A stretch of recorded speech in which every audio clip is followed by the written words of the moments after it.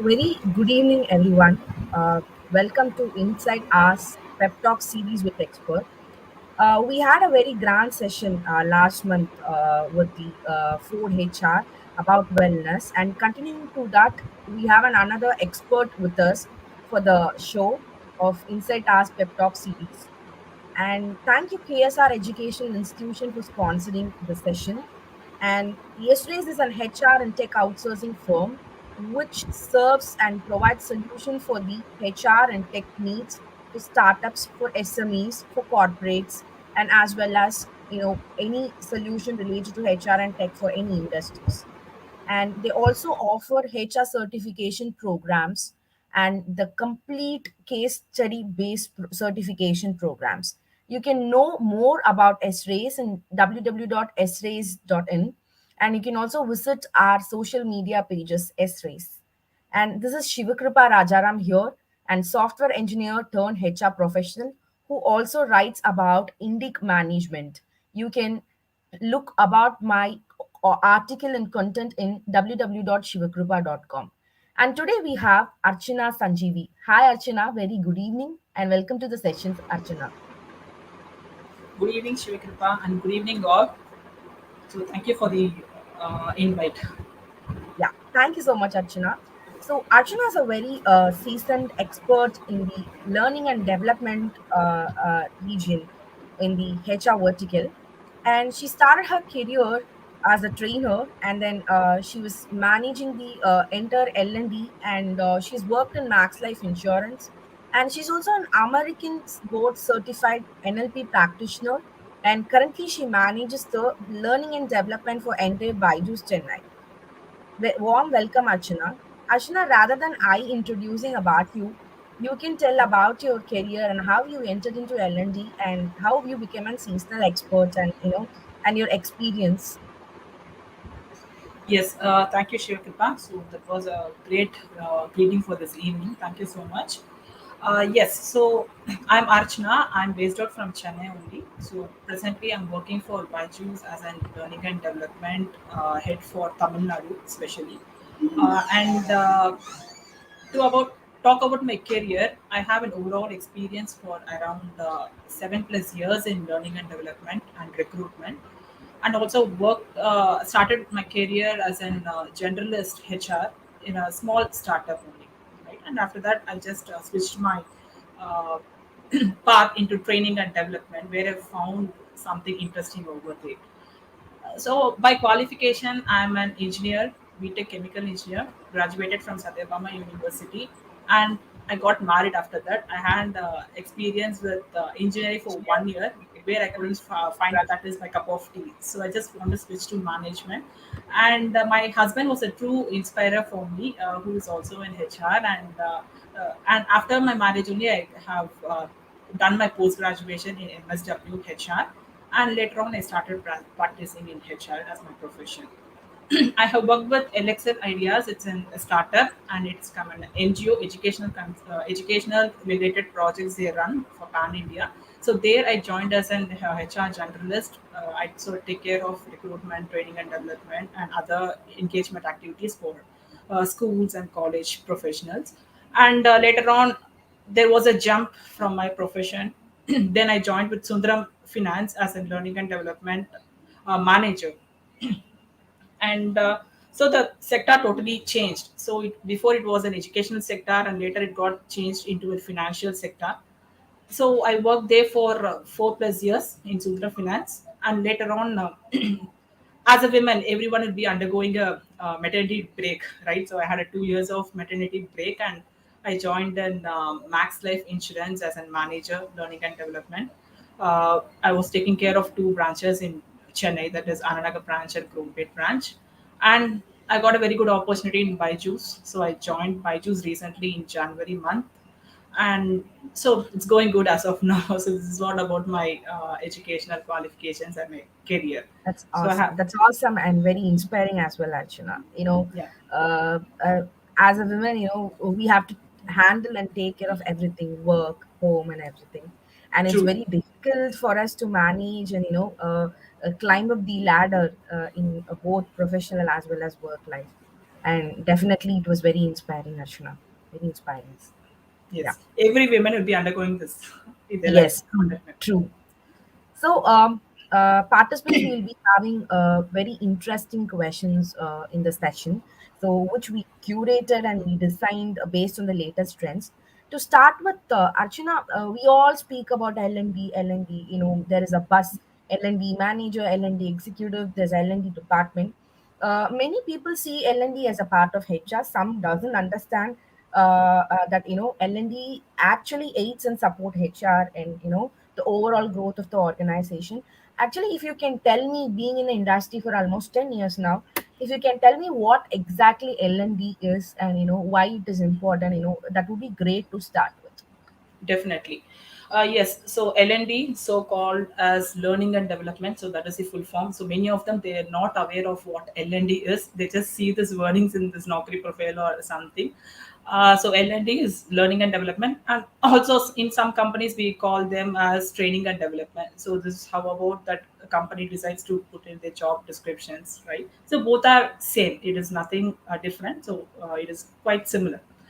So yes, so L&D is like something. It is a support function for an organization to enrich the knowledge of the professionals working in that organization. So usually, L&D is like something. It is a support function of HR in human resource. It is just a part. So that was the thing which was in past, but nowadays in every organization they have a separate department for learning and development. So where HR is not related to this, maybe it is related, but it stands as a separate and unique department where if a learning and development professional will be interacting with every employees of that organization, and this makes that employee to bridge their gaps wherever they lack. And it works with three principles, that is skills, knowledge, and attitude. So this is more important for an individual that as an employee where the company seeks for. So learning and development, this will be focusing on employees attitude, skills, and knowledge. So that is what the basic meaning of L&D. I know many corporate people and students are watching this, so I just want to put it in a very simpler way. So training and development or learning and development, it is quite similar, where we are going to enrich and enhance the knowledge of every employee. And a lighter note. All right. Yeah, that was precisely what I think everyone should know about L&D. And why do you think it is important? And what are the things, or what exactly falls under L&D? Okay, so learning and development, it is actually a big ocean. We cannot just briefly tell about the three things. It covers a lot of things because once the candidate is being recruited by the recruiting team, and after that he falls into an training, right? So from where the learning and development department takes care of that candidate, it is like we need to understand what the candidate is on, like what is his present condition of his skills, knowledge, and talent, and we need to improve or we need to train them on where they are lacking. And also we need to improvise is already existing skills. So learning and development, as a trainer, the trainer will be taking more responsibility on this, and they work on more strategies to bring up the improvements, and the individual should be ready to go and work in the workplace. So it is a kind of a readiness support which the learning and development department does, right? So they have to fit that organization, because during the interview the recruiters just they talk for 5 minutes or 10 minutes with, that is a personal round of interview. So through that a candidate's complete profile can't be understood, and also about his skill levels or about his knowledge we cannot understand completely. So where learning and development plays an important role to train him on the technical part, and as well, and also the lag where he has. So this is the major role where the L&D plays in an organization. All right, all right. There's always a. I was also into L&D department when I switched from, switched my career from software engineer to L&D. So there was always a, I would say a tussle or a clash between the recruitment department and training department. We would Right. be like, you are giving the people, we are not able to train, and they said, no, no, Exactly. we hired for the skill set, and yeah, the skill set is not being reflected in the the training programs or the assessments we give.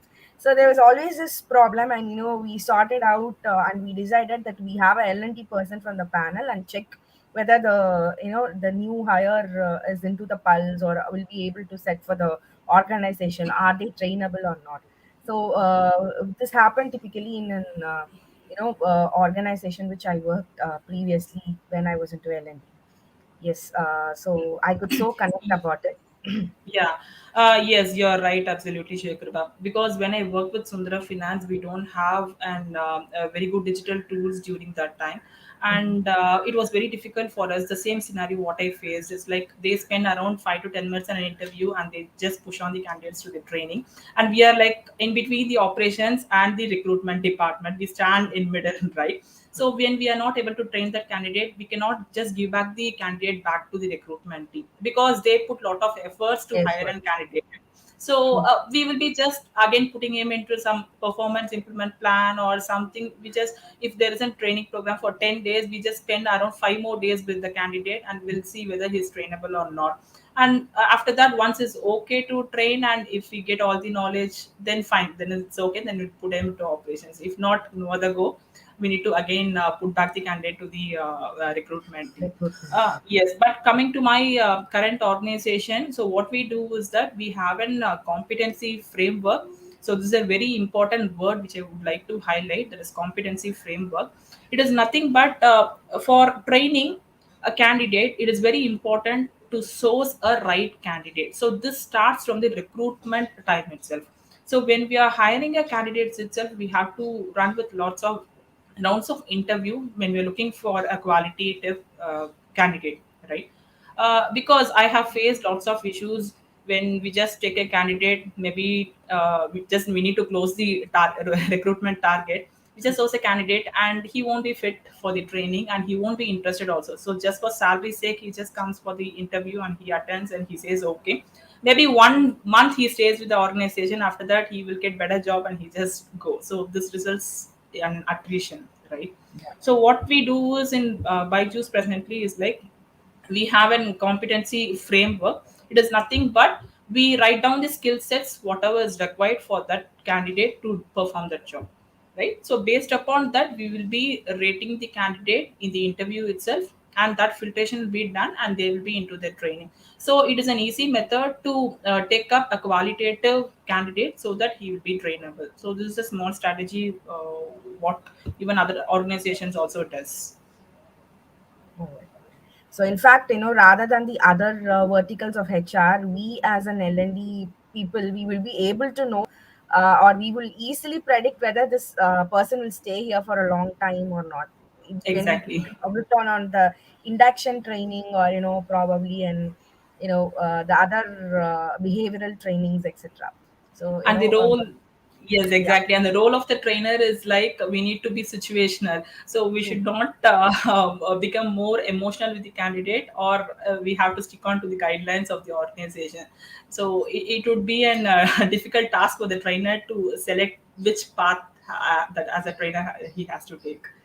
true, true. So, if you can tell us, what are all the things you can cover in L&D, probably like an L&D life cycle, or how it is interconnected with the other verticals of the HR. So, I feel, I mean, I currently being in the generalist role and being in the L&D role previously, I feel L&D is nothing but an extended form of HR, or it is in the center where it supports all the HR functions. So that's how I understood about L&D and its importance. So if you can tell what is the life cycle of L&D, and how important it is and how it is covering all the verticals of the business or HR, if you can brief about it, that would be great. Right, sure. Yes, so as you told, I have worked in two different organizations where the learning and development was with HR department, and presently it is in separate department. So I have experienced both kind of functions.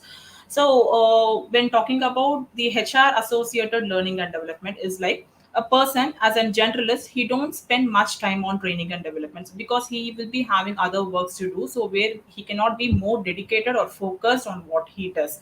And so if maybe for example a HR generalist, a person in an executive level, he is going to train a bunch of candidates, he cannot give his full effort, that is he cannot put his 100 percentage of his focus on that, right? But when it comes to an standalone department as in learning and development, there will be dedicated employees as a trainer or a managers for learning and development, where they'll be focusing only on that, and they can like they can improvise the candidate in all the way. So that is more important nowadays. I think there is an good change over the organizations, like they are having a standalone learning and development department. So nowadays I can see organizations are switching for this kind of standalone departments, L&D. And yes, so in learning and development, what we do, so that was your question, I think, right? True. Right. So in learning and development, we do training deliveries, and we assess pre and post training and the measurement of the training. So we use some strategies to measure the effective training effectiveness. And once a candidate's training and everything is over and he is into operations, and then also he will be coordinated with our department, where his performance will be gauged by learning and development department. So learning and development is like it would be throughout his journey until he is in that organization. So it is not like only you're going to spend 1 month or 2 months with him, and after that we're just going to leave him, right? So it is a total kind of journey which we're going to undergo with the candidate for until he's with the organization. So it is like presently in my organization where I work in Byju's is like we have a separate SOP for learning and development which we recently developed. We have focused on new hire and also for the existing employees. So for new hire, we have an structured function, like how a new hire from the recruitment team, he will be following in training, and will be having a 10 days model of training and the topics what we cover in the training delivery. And his training effectiveness will be measured through some models, what we call it as Kirkpatrick's model. So that is the most popular model which we use to measure the effectiveness. And we also focus on the existing employees, so we do some kind of refresher training programs and also kind of behavioral training programs. So and also we categorize the employees based upon their performance, like A, B, C. So based upon, so C category is like low performance, we give a special kind of trainings. We'll be identifying what he lacks and be giving a special kind of trainings. And apart from that, a monthly wellness programs will be organized, and they can attend that, and through that they'll be getting some inside knowledge on the topics whatever we keep for the training. And so the training programs will be designed based upon the employee's need. And also we do engagement surveys through some digital tools. So through that will be even many of our employees says that, ma'am, if this is the topic, I would be interested to have a training. So we listen to them and we organize for such trainings also. So we're talking about the trainings, measuring it, and pre and post assessment and all that. Right. So things were very different before 2 years, even before we got COVID, and everything was organized and it was going on in its own way. So before pre-COVID time, how did the learning activities actually take place? Okay. So pre-COVID time, it was completely into offline, that we call it as in classroom training. I think all the organizations in India were practicing this. In abroad countries at that time itself, they were conducting some online kinds of stuffs, right? We know we are one generation where we experience both kind of offline and online training. So I think we are blessed in that, because when coming to some new kind of like for example this COVID pandemic, we are just getting interchanged to some other alternative way we are looking for. That is absolutely a good way to look on for the future, right? Yes, so before COVID, it was completely on classroom trainings where our candidates will be on face to face, be having the training face to face every day, and we need to go to office every day. So that is a difficult task. And but now it is like we can connect people wherever they are. So, for example, if now I'm in Chennai, I can connect people with Pan India. So it is an easy mode, but also it has some disadvantages where we don't have that face to face. It is not a face to face, eye to eye connect. So that is True, what we miss. Even in Zoom, we can see their face, but we don't have that eye to eye connect. true, Whether we don't know whether the person is listening or not, or he just may true. be available with the videos, and he may not concentrate, right? So there are some disadvantages too, but we need to manage these kind of things. And but still, as from the learning and development department, we need to do our fullest effort. So we see many candidates, like they say, ma'am, online training is very good, so we are more comfortable sitting in our home and attending the training program. In vice versa, many candidates says that, ma'am, we miss the classroom training. So it is two controversial things which we are meeting, and we are trying to do our best every day. True, true. I second you. So, how do you think things have changed before pre and post? As in, like, previously we have the assessment. We would use a tool, survey tool, and we would do it. Especially when it comes to technical trainings, we have the same assessment form. We just measure the number, or the skill level, what they have acquired, and we would be just pulling in the reports from that, and we would be giving. But and we, since we have this eye to eye or face to face interaction, and also we would be able to see a visible body language, we know, yes, this person was on it and this person was not on the training. And now with the COVID, and after COVID, when we have made all the programs online, we are facing our own set of challenges where we are not able to connect very personally with the person, and are not able to sense much of body language. And it is, I feel, data is one part always, and for HR it's all about instinct and how well we are able to connect with the people. So that part would be definitely missing, I guess. So how do you think it is creating a gap when we are measuring the training effectiveness, be it in terms of ROI or ROT, which means for the participants, return on investment and return on time.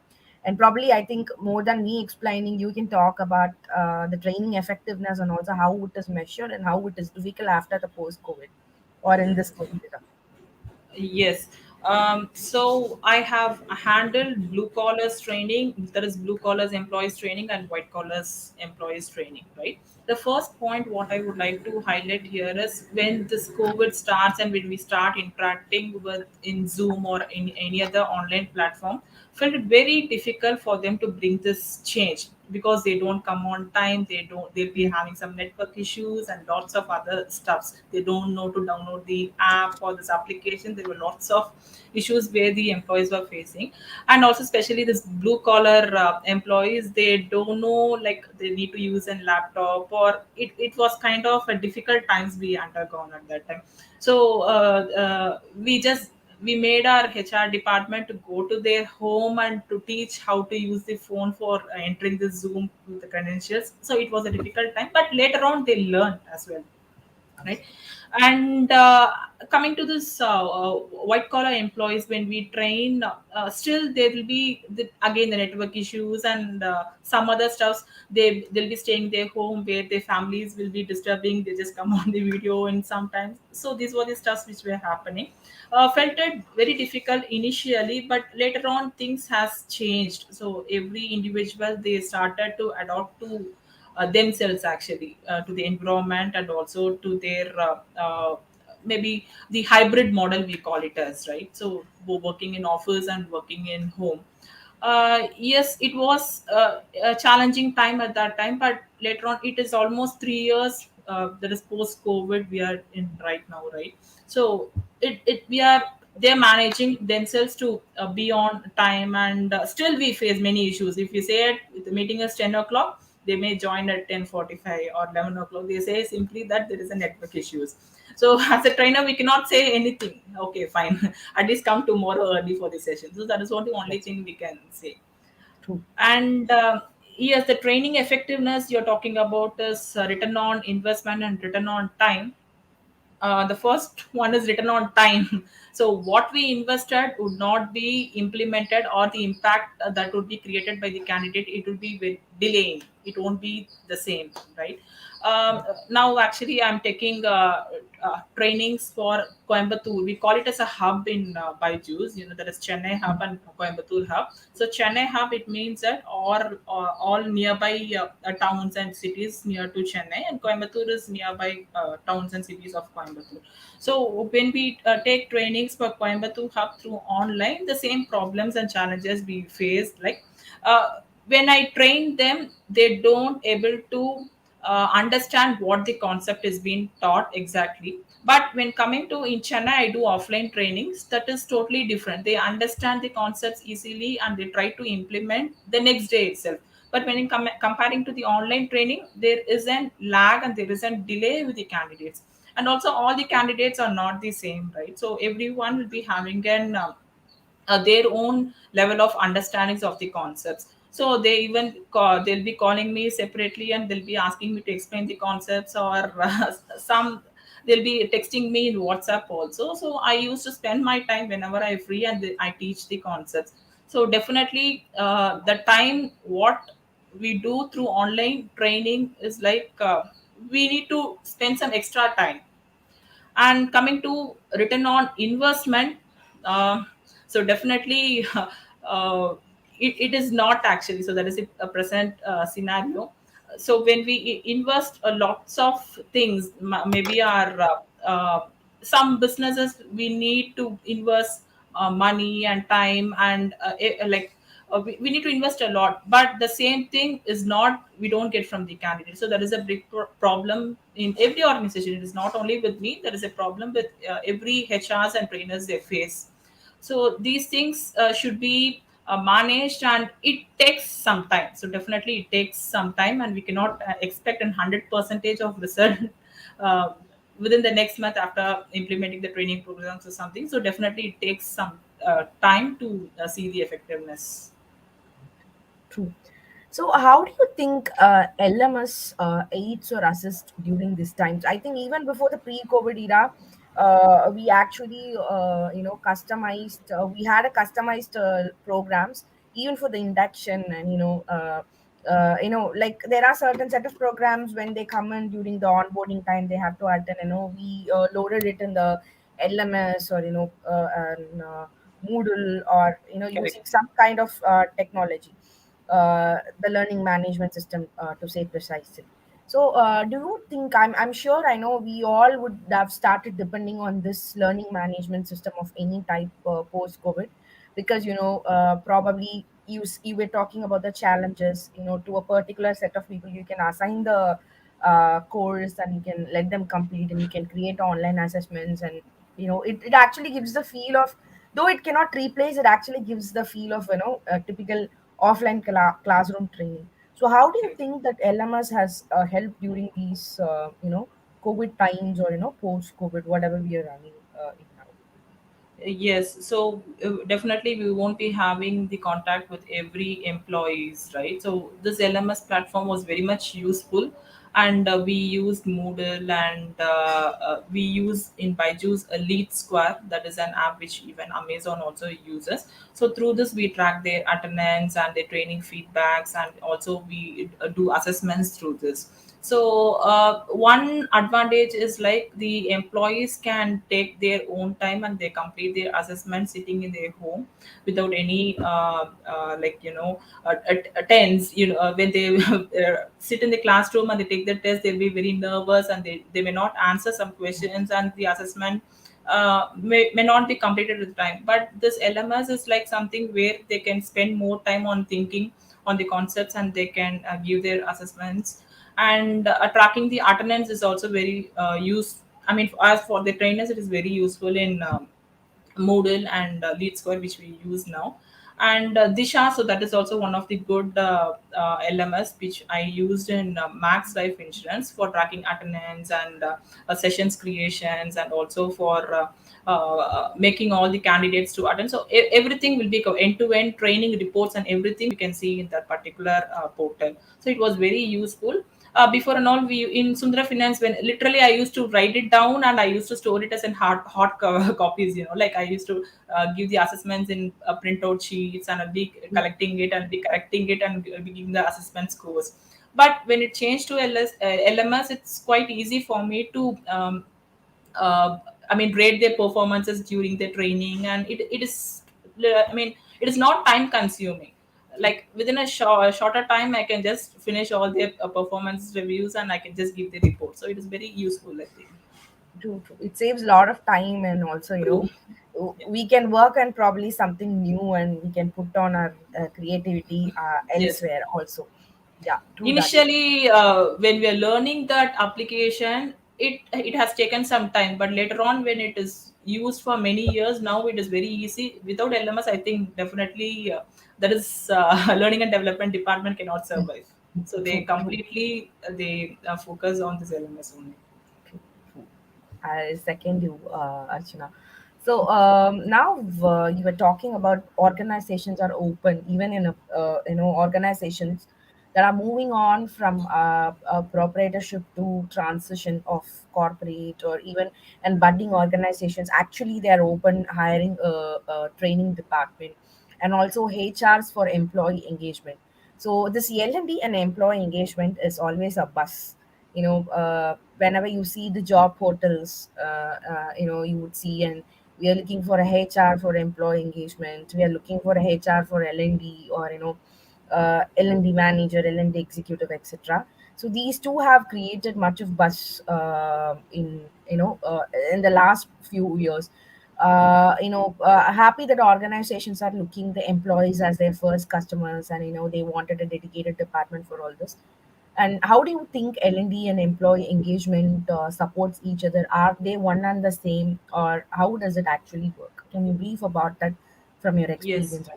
Yes. So when I started my career, my passion is to become as an IR, HR IR. Okay, that is more into connect with the employees in a manufacturing sector. But I didn't get an opportunity to become as an IR. So I changed my track, and where I just found training and development is the right. That is my cup of tea, where I can connect with the employees. So I have chosen this track, and I found it is like I'm not doing employee engagement activities. So under learning and development, what are the connects I can have with the employment? So I just focused on everything. So yeah, if you talk about the employee engagement, it is like creating some events, or giving some sessions, wellness sessions, and it is like running down a surveys, and we do. But everything can be done under learning and development itself. So as Archana, so that is what I thought, and I started organizing training programs, wellness programs for my organization. And I don't know that, oh my god, oh, these are the engagement activities. Okay, later on, people from HR, they started doing this wellness program as an engagement activities. But my thought process is like, as a trainer, or as a L&D professional, I have to do this kind of stuff for my employees. So it is almost it is same. So as an L&D professional, I have to work on recruitment also, because the person who is coming, clearing the interview, will be coming for the training here. So I have to support the recruitment function also, and post that I have to support the operations also. So L&D professional role is like where he or she should be engaged with all support function in the organization. So employee engagement is like, through learning and development, we can drive engaging the employees. As I told, what I follow in Byju's is like, I used to circulate questionnaires. Last month, what I did is like circulating questionnaires. In that, the employees will be rating what they need. So usually, every organization, the mistake what they do is like, the HR department, they think an employee will be happy if we conduct an fun Friday or some kind of event, but that is not exactly employee True. engagement. Employee engagement is something we need to understand from the employee. So that is the point what I'm trying to point out is like we need to understand, we need to call out each employee, or we can do it through a survey, like what he wants. Because just by conducting an fun Friday or an event or an activity, that doesn't make him to be happy in an organization. So we have to have an individual connect with every employee, and we need to understand what he wants. And if possible, so those things should be tried to be sought out from our organization. So this makes an employee happy and to for stay for longer years with us. True. So I'm being in marketing, the kind of sector now, that is in Byju's. So I specifically I take care of marketing and sales training. So attrition is very much high in Chennai, So where I have, rather than focusing on training programs, I had to focus on this employee engagement activities only. So it is not like I should not do employees engagement. It is a stuff where only HR should do. No, that is not a right perspective of thinking. So as a learning and development professional, I need to engage my own employees. So I have to use some different strategies where I can make them to be happy, and I should be the person to listen to every employee and what the best I can do for them. Yeah, right.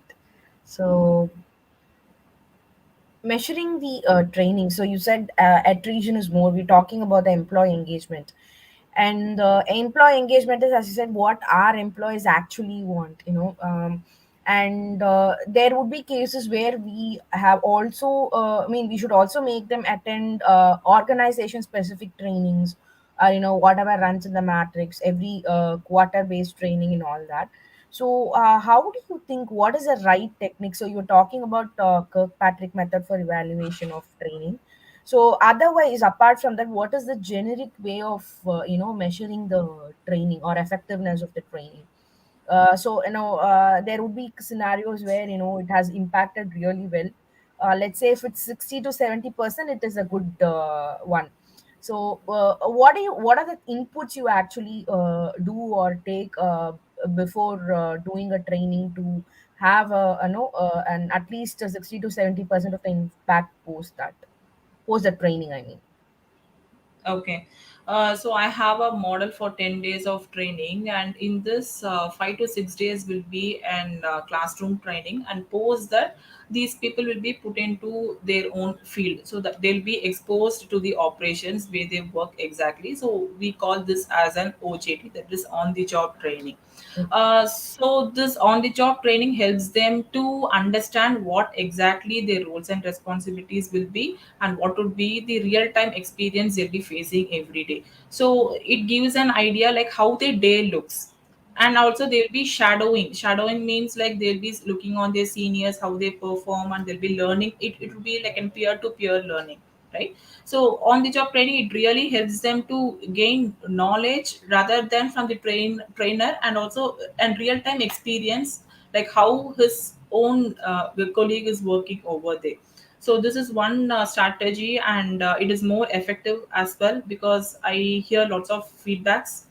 In training they just learn the theoretical part, even though we try to give the a practical way of yeah, learning also, still they just go with the theoretical. If what are the contents we teach is like more of theoretical only. So the real time experience is like when he is experiencing by doing that job, that helps him to learn a more.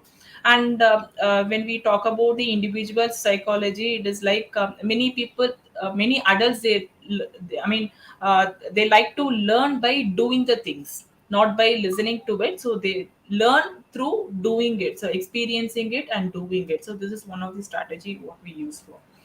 And also like we put them in some kind of like 5 to 10 days of program. If someone is performing good, we just give more kind of leadership training programs also. So maybe we have a fast track promotion also, so we just attract them through some kind of this fast track promotions, or with some incentives, where they can show up their performance, and within 2 or 3 months they can go for the next hierarchical positions. So these are some strategies which we have implemented, and it is going good. And even last month also we have seen good performances over this. oh, all right. So we were talking about employee engagement. We were talking about LMS typically, what covers an L&D and all that. Now I think every organization that, I mean, we are in a very fast and tech space. The whole world is running behind the development, and change is something very constant. So every business is developing, and there are new technologies emerging every day. And we keep updating. Be it if you take 2 to 3 years back, the LMS was just just in the introductory space. And now it was basically, we just had Moodle.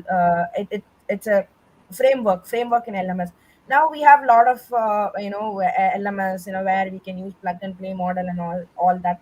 We've got lot of things. So technology keeps developing, right? Right. So and when it develops, even people need to update, and the organization also need to develop themselves. Now bigger organizations have a department separately for culture, diversity, and also organizational development. How do you think L&D aids the organization development? Yes.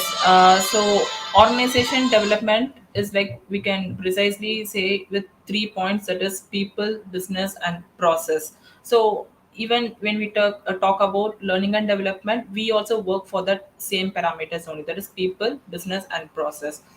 So when talking about people, it is like enhancing and enriching the knowledge of the employees. People is nothing but the employees, right? And we are going to work on to improve their skill sets on the technical part as well, and also on the behavioral part. So this definitely will be ending up with the good results in the performance, and this definitely will be leading to an good organizational development parameter. And coming to the yes, this will be, it is all interconnected, this. Once if the people is being trained well from the learning and development process, and they'll be performing good, and this will be leading to a good business, and this will be leading to a good process. The process will be more effective. And also we need support from HR, and also in other support functions. It can't be run only through learning and development. So it is like we need support from other departments too, right? Because training is the time where he spends around 10 to 15 days in that, and later he'll be pushed into the operations. And also it is like an teamwork, where as an operations and also the learning and development department sits together, and we need to find what is the problem exactly going with an employee, and where he's going wrong, and what are the strategies that should be improved in that candidate. So these discussions are lacking in many of the organization, because everyone are in with their own stuffs, right? So this discussions should be an healthier one, and it should be implemented every week, or even twice in a week. So this would be an healthy practice. So what I think, so like even we miss that to do, because they are busy with their own work. But definitely this discussion will be helping them to give a good performance of their teammates, and that definitely will be impacting a good process over the organization. Previously, when we have even an engagement program, or when L&D was part of HR generalist itself, it would be very tough to pull them for training programs. Correct. They would say they are at a last minute task. I'm sure this would be always be there, but having a dedicated L&D department has also changed the view that yeah, the L&D department is very dedicated, which means it is important. And it's a time that I leave the work and go and attend the training for my upskilling and all that. So They say literally that my teammates production will be affected if they send them for a training. Yes, this yes, has happened, but now things are changed, yes, and they are giving importance to us. Things have training. changed. Yeah, Yes. yeah, yeah. That's a good improvement and recognition for L&D professionals. So Right. now big corporates and mid-scale organizations, for the fact, also has an analytics department, or they pull out data. Now we are in the era of data and digitalization. And to professionally tackle anything, we need the data. You have data, speak. So that's how it is, and we are in the era of True. data. So, how do you think the HR analytics data, or the project management, we will be having departments like PMO. I know they would be pulling out the HR analytics data as well. How do you think that aids L&D, be it developing a courses, or be it developing an IDP, the individual developed programs for employees, or for a category based, as in for department based. How do you think this HR analytics is helping the L&D Yes. department? Yeah, so as I told you before, we use Lead Square. It is an application which is also used by Amazon also. Through Lead Square, we can track every individual's performances on a week-on basis, on even can pull data on our basis too. So our managers, they pull out data and they say that the performance is very low, and they say the performance is very high and it is average. So everything will be happening with this Lead Square. So as an L&D professional, what I do is like I'll be taking out all the data, and due to some emergency reasons, we'll be focusing only on the low performance. So that is what we usually do. We don't focus on the high performers, right? So that is actually a very big mistake.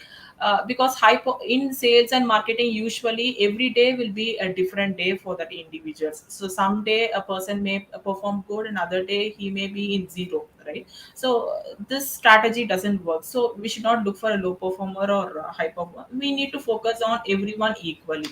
So the data is very important, as you told, and it helps us to know how each individual is performing every day on even our basis. And this data will definitely will be useful when we do some rewards and recognition programs. Also, we showcase the data like how this person have done on month from for example February 1st to February 28th, how he performed. So every individual's data will be showcased in an PPT presentation. And also when we go for business reviews, it is very useful.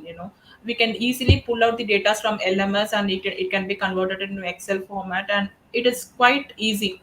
Before, what we do is that is before this LMS or this kind of a digital tools in Sundra Finance and all. Literally, we used to write everything in notebooks, and we used to put it in a PPT presentation, and we show that. But when True. things have changed digitally, it is very easy for us, and we have a department of MIS where that person will be working with all the analytics. And also now we have implemented separately and learning and development analytics, a person who's responsible will be taking care of all this conversions of the things into a data. So definitely this would be helpful for their getting incentives, or for rewards and recognitions, or for next kind of promotions or Programs, everything. Yes. upskilling as well. Okay. Yes. There were days where we used to give out, print out Right. assessment forms, sit with them and tell why it is important, or else they would think they are pinpointing us. They're going to get something from us in the writing, and Yeah. they're going to chuck us out. So that's how it was, 7 or 8 years Correct. back. Now it's Correct. good that slowly we have developed. We used to get that, and Changed. we used to do a data entry, Right. have interns and do the data entry. That's how it started typically, I guess, every L&D department. Right. Now we And also the employees, they feel that the datas are not secured. They may feel Yes, degraded sometimes, but nowadays, since we have this very good digital tools, their datas are all secured, and they feel comfortable with this. They are like happy with these kind of digital yes, tools. yes. True, true, true. It's like writing a feedback without name. They can choose Right. whether they can be an anonymous, etc. And it also help us to develop programs, or adopt techniques. Correct. Likewise, And right. the generation before 8 years or 9 years, you what you told is like they won't be having that comfort zone with the learning and development department or the HR, because they think if I didn't perform a assessment good, definitely ma'am will be with an anger, so she won't be talking with me good. And so the comfort level was very less. But after with this digital tools, they literally say, yes ma'am, I was taking some time to complete the assessments, or they're accepting the fact whatever the mistake they commit. So that is, and they're having a very good comfort zone. So that True. is also one of the major advantage. No. Of late, even LMS was designed only for particular set of people. Where people in the white collar job easily adopt, and yes, we would have challenges from them as well, but that, I mean, we can let in the things easily with them, but then after having the dedicated LMS, develop LMS, we're able to cover and give that comfort zone uniformly for all kind of people once they get into using. Now they also have the regional languages option, just in a word you can upload and it automatically takes it, and that will also help for regional people where they are in the rest of Chennai, or the Correct. out of Tamil Nadu and all that. So it is Yes. also, you can drive the L&D for all the regions, provided the language from and sitting at Chennai and all those things. Right. So And it, recently, yes, Shivakripa. So recently we have implemented an quiz app that is called as a Kahoot. So Mhm. this is specially which we use it during the trainings, and even these data can be pulled into our LMS. If I have a batch of 10 or 20 employees in my candidates in my batch, they're going to answer the quizzes, so they can use their phones and they can answer their quizzes through the phones. Okay, and this results will be reflecting in a projector which will be connected Okay. with my laptop. So through that they feel okay, fine, yes, I'm using a digital tool. So before and all, they'll used to write the test or they'll be writing in papers as in hard copies, but now these things have changed and they are happy actually. So it is very easy, just within one press they can answer the questions what we ask. They don't need to write for a long time. And yes, and also it is very useful for us to drag the data from LMS. So this is one of the thing which we implemented recently. All right, all right. So I think this would be the last question from my end. We've been talking about L&D, employee engagement, how it is aiding and all that. But one thing I've observed in my career, or whenever I read articles in LinkedIn or any other pages, L&D, managing the L&D, or the L&D manager or the L&D head or that department itself is very important, because you will be in a place where you have to convince the management, you will be in the place where you have to convince the employees, you will be in the place where you also should convince your other stakeholders in related to the HR metrics. And Correct. mostly we are the one, it looks like we are the one who creates clash and we demand a lot, right? That's how it looks, because only if that support is there we would be able to do anything. So it Correct. is, we are in the center, as I told you, we are in the center, and we would be Cat on the collecting wall. cats on the wall. You have to say no sometimes, and I mean your report would go there, and the person has to go out of the organization in a very short time. So it's very difficult. And at the same time, L&D is something that makes the organization or even breaks the organization because of the strategy. So strategy, as in, it is always customized, it depends upon the organization what it needs at that point of time. So, but then generically, if I have all these things, maybe a right practices or functions, then the L&D department is progressing. So we know where, if you take a recruitment, we know we are progressing because we have hired this many candidates and the attrition is this, and we get the metrics, we get the KPIs. But for an L&D, we, though we have a metrics like about the number of trainings performed and all that, we would actually personally know that how satisfied it was. So if you take the correct measurement, it is about us or one who manages it. So what do you think we should have for any L&D department as a basic thing? Like if you said this right, and I'm sure you will have a growth or development in regard with the team as such. Yes. Yes. The one word answer for your question would be a proper designed training SOP. So this is my answer, Okay. because standard operating system is a procedure is very important for this L&D, because many organizations they just have an overall SOP, though they don't have specifically for learning and development, Mhm. because there won't be a clear cut plan what a trainer or the L&D professional has to do. Even I have faced this problem in my previous organizations also, because when we run business pan India. So every state or every region, they'll be following their own kind of training plans, and they'll be having a different kinds of training designs, right? And when we have an annual meet or business meet together, each one will be showcasing their own model, and it might be it doesn't look uniform, right? So a proper SOP for learning and development should be implemented, and also a competency framework where the competencies should be identified for what job the individual is going to work on, the skill sets, the competencies, we call it as the skill sets. So these things should be identified perfectly, and based upon that, the L&D professionals should run their show. Okay. So that is what my answer for this question, because I have faced lots of bad experiences since I don't have a proper SOP. So later on the things have changed, and we have bought the things in process, and later on we were able to manage after implementing a good SOP. So we need to have a systematic plan how the training should be there, for how many days the training should be, and who would be the trainer. So it is kind of a training, the entire training design for a whole year. So we need to Mhm. have a prior a training plan for the whole year. So that will be really helpful for every organization to follow a effective process on training. Oh, all right. Yes. That answers the question. And I think everywhere we need the process for the smooth functioning. But when it comes to L&D, we have the process first, and then I think we have to go with that. When Yes, we are in the generalist roles, it's always we create a process, and as and when we get the challenges, we can go and fix it off. But I don't think that will work in L&D when it comes to the standard operating procedures, and we have to detailedly mention the next step or next plan ahead.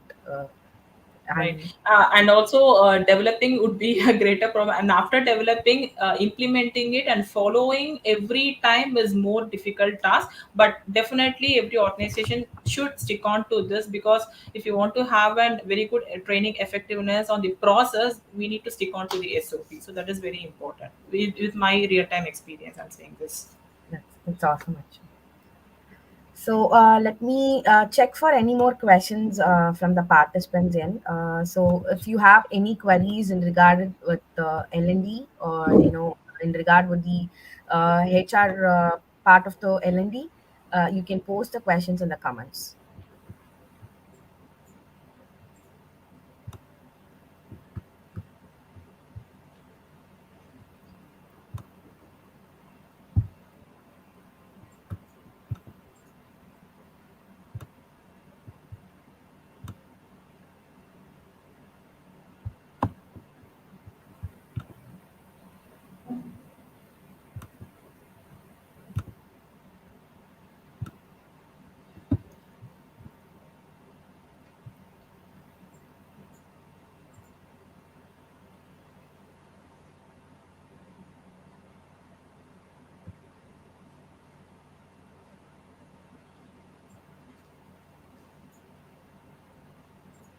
I can see a few comments. I can see they having some questions. Yeah, please, you can post your questions in the comments, Mr. Raja.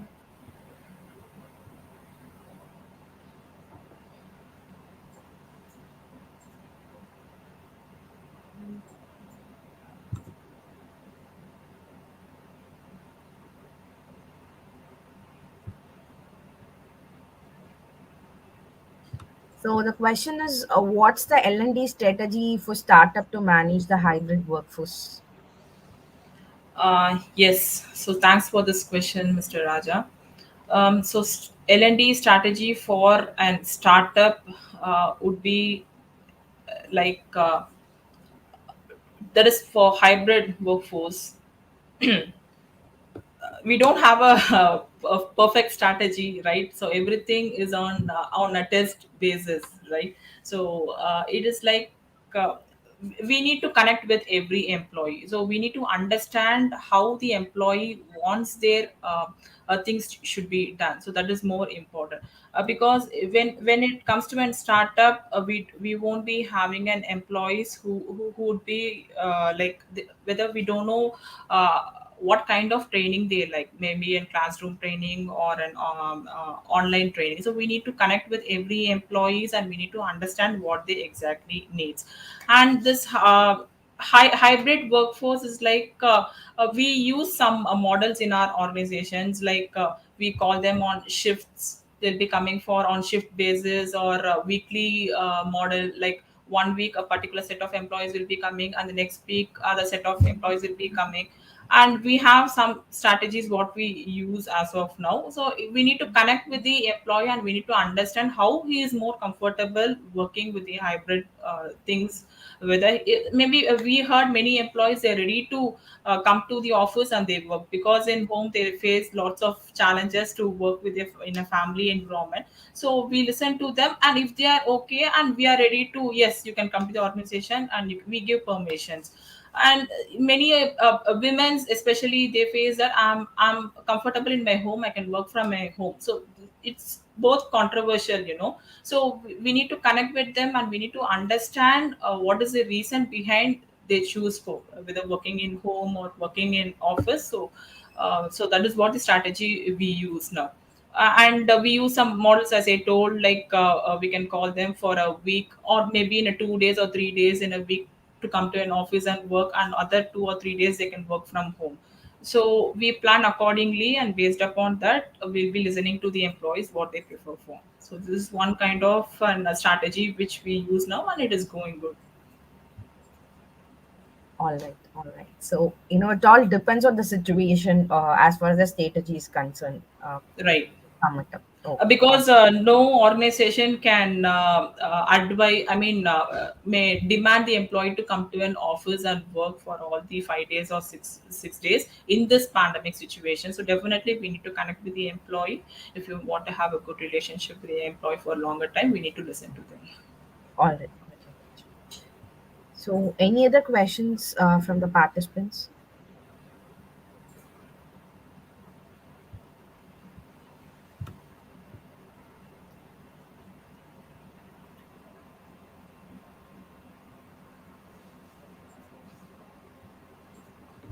So, all right, Tarshna. So, Yeah. thanks for joining the session. It was really fantabulous. And you were talking about the latest trends and, and about the expectations of the,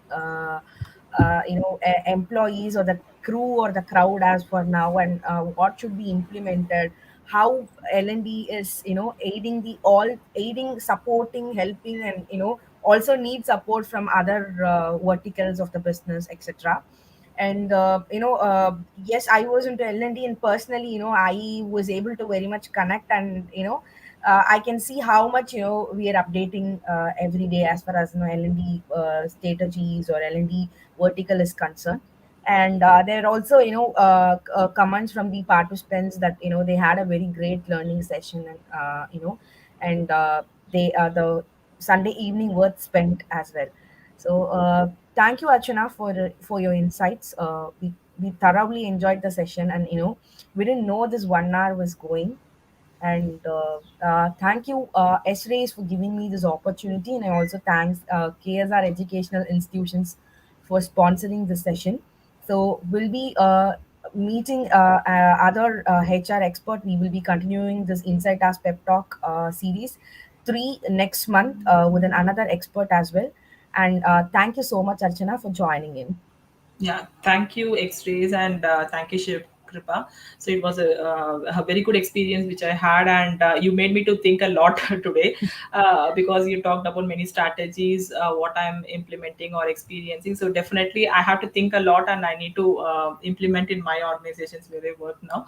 And also adding to this, I would like to give some inputs for the L&D professionals. So L&D professional is someone who has to be keeping updated themselves every second. So that is more important, because without updation, definitely we cannot survive in this department for long. We need to keep updated on the process and the business and the data. So everything. So we have to all have all the things with our in our fingertips. We say, right. So that is very important, because we are a person who is going to teach something or train something to the employees, right? So we need to know everything in a very detailed way, so that is very important. And also I know many college students are attending the sessions, and also some junior HR professionals. So I would suggest them to take some certification courses on L&D. Even I think STS is offering certification courses on HR generalist and L&D, right? So it would be a good start for them to explore more kind of functions into learning and development. So that would be adding to this. That would be a more important as a growing L&D professional. Yeah, thank you for the input, Archana. Thank you so much. Yes. Thank you so much, all. So thank you for listening patiently for this 1 hour. So thank you so much. Thank you. Thank you, participants, for tuning in. We'll meet soon next month with the Insight Ask Pep Talk Series 3 with another seasonal expert. Thank you.